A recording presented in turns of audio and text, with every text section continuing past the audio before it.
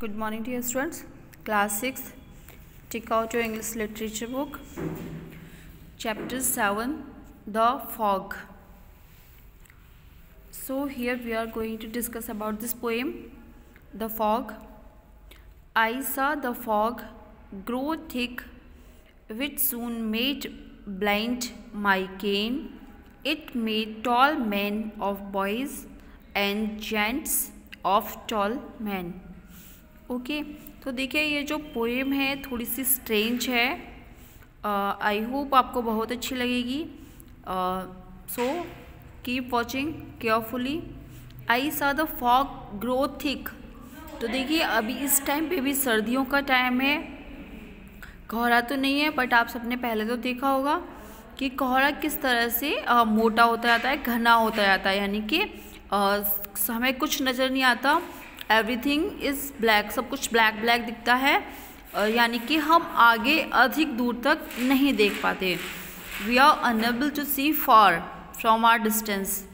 Okay. I saw the fog grow thick which soon made blind my ken. यानी कि मैं ज़्यादा दूर तक नहीं देख पाता, यानी कि कोहरा इतना घना होता जा रहा है कि मैं अधिक दूर तक देखने में असमर्थ हूँ या नहीं देख पा रहा. It made tall man of boys.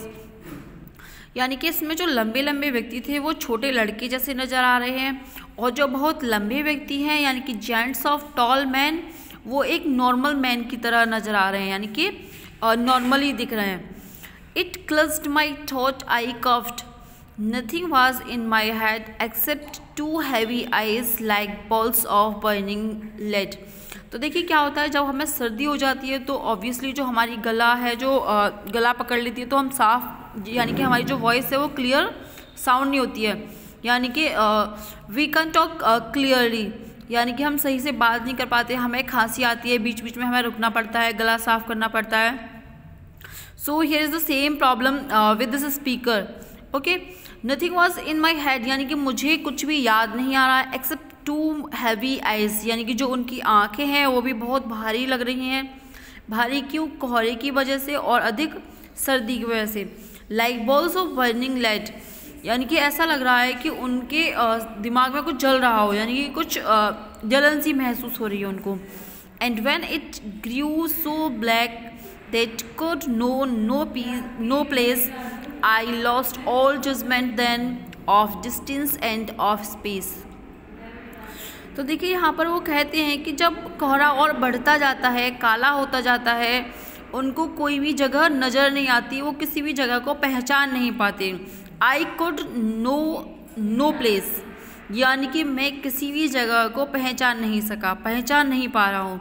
I lost all judgements then, तब मैं अपनी सारी जो निर्णय लेने की क्षमता है, जो निर्णय लेने की शक्ति है, मैं उसको खो दिया है मैंने उसे.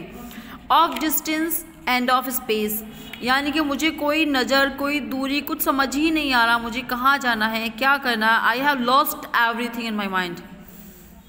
The street lamps and the lights upon the halted cars could either be on earth और बी द हेवनली स्टार्स.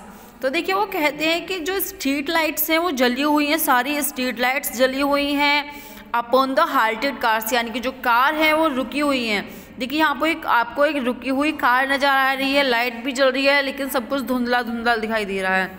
तो देखिए वो कहते हैं कि कुछ भी नज़र नहीं आ रहा है, पता नहीं लाइट्स की जो रोशनी है वो कहाँ जा रही है.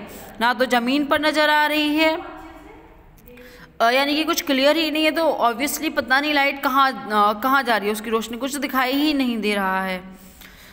तो वो कहते हैं could either be on earth और बी द हेवनली स्टार्स. क्या ज़मीन के नीचे जा रही है या आसमान में ऊपर जा रही है.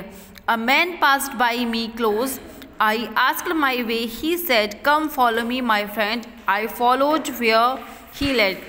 तो देखिए एक व्यक्ति मेरे पास होकर गुजरता है, मैंने उससे पूछा कि मुझे मेरा रास्ता नहीं मिल रहा, मुझे मेरा रास्ता बता दीजिए. ही सेड, उसने कहा कम फॉलो मी माई फ्रेंड, आओ दोस्त मेरे साथ चलो.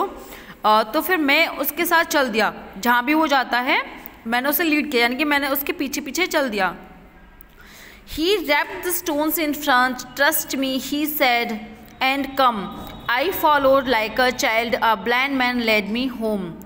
तो देखिए यहाँ पे एक अच्छी सी बात देखेंगे आप कि he wrapped the stones in front, यानी कि उसके आगे जो पथरीला रास्ता था उसमें अपनी जो उसके पास छड़ी थी उसने आगे उसे बजा कर देखा, यानी कि obviously you can see in this picture that it's a blind man.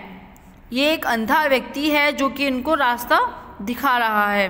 अब आप कहेंगे कि एक आँखों वाले व्यक्ति को तो दिखाई नहीं दे रहा और एक अंधा व्यक्ति कैसे देख पा रहा है। तो देखिए हम सभी जानते हैं कि जो ब्लाइंड मैन होते हैं या डिसेबल पर्सन होते हैं उनके पास कुछ एक्स्ट्रा क्वालिटीज़ होती हैं जिनसे कि यानी कि एक एक्स्ट्रा पावर होती है, यूँ कहेंगे हम। तो देखिए he wrapped the stones in front, उसने अपने सामने पड़े हुए जो स्टोन्स हैं उनको खटखटाया या फिर ये कहें कि पता किया कि आगे रास्ता क्लियर है या नहीं है। ट्रस्ट मी ही सेड, उसने कहा कि विश्वास करिए मेरे ऊपर, एंड कम, और आगे आइए। I followed like a child, मैंने एक बच्ची की तरह से उसे पीछा किया। A blind man led me home, और एक अंधी व्यक्ति ने मुझे मेरा रास्ता बताया और मेरे घर पहुंचा दिया। तो देखिए आई होप आपको ये पोएम क्लियर हो गई होगी, समझ में आ गई होगी किस तरह से एक अंधा व्यक्ति एक व्यक्ति की मदद करता है और उसे रास्ता दिखा देता है। Okay, take care, bye bye.